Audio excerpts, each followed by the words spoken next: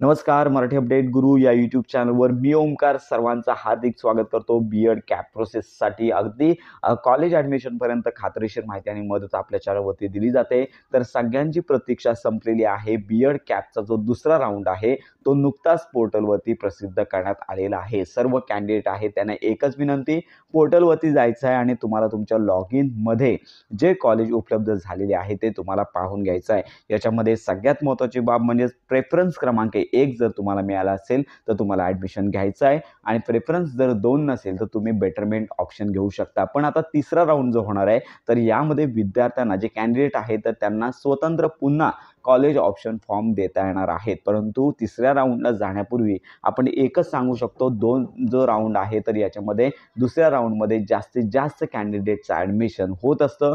तिसऱ्या राऊंडमध्ये आता काहीच म्हणजेच काही कॉलेजचे ॲडमिशन फुल्ल देखील होऊ शकतात, परंतु फुल्ल देखील होऊ शकतात. त्यामुळे या सगळ्या बाबींचा विचार करून दुसऱ्या राऊंडमध्ये लागलेलं कॉलेज तुम्हाला घ्यायचं की नाही हे तुम्हाला ठरवायचं आहे. जर तुम्हाला कॉलेज अलॉट झाले नसेल तर कॅप राऊंड 3साठी तुम्हाला प्रतीक्षा करायचं आहे आणि जर तुम्हाला कॉलेज मिळालं असेल तर तुम्हाला विचार करून ॲडमिशन घ्यायचं आहे. तर अशा प्रकारे कॅपची प्रोसेस आहे ती सुरू झालेली आहे. तुम्हाला कॉलेज पाहायचं आहे, फ्रीज करायचं आहे. ₹1000 जर तुम्ही या अगोदर पे केले असतील तर पुन्हा पे करायची गरज नाही आहे आणि त्याच्यानंतर लगेचच उद्यापासून तुम्हाला कॉलेजमध्ये जाऊन तुम्हाला जे अलोकेशनचं जे पेज आहे, सीट ॲक्सेप्टचं जे पेज आहे त्याची प्रिंट काढायची आहे. सगळे डॉक्युमेंट जेवढे तुम्ही फॉर्ममध्ये अपलोड केलेले आहात त्यांचे तुम्हाला प्रिंट घ्यायचे आहेत आणि झेरॉक्स सेट आणि ओरिजिनल कॉपी घेऊन कॉलेजमध्ये जायचं आहे. हीच आताची प्रोसेस आहे. साधारणतः 2 ते 3 दिवसांमध्ये तुम्हाला ही प्रोसेस कंप्लीट करून घ्यायची आहे आणि लक्षात घ्या, तुम्हाला कॉलेज मिळालं नसेल तर पुढील राऊंडसाठी तुम्हाला थांबायचं आहे. तर अशा प्रकारे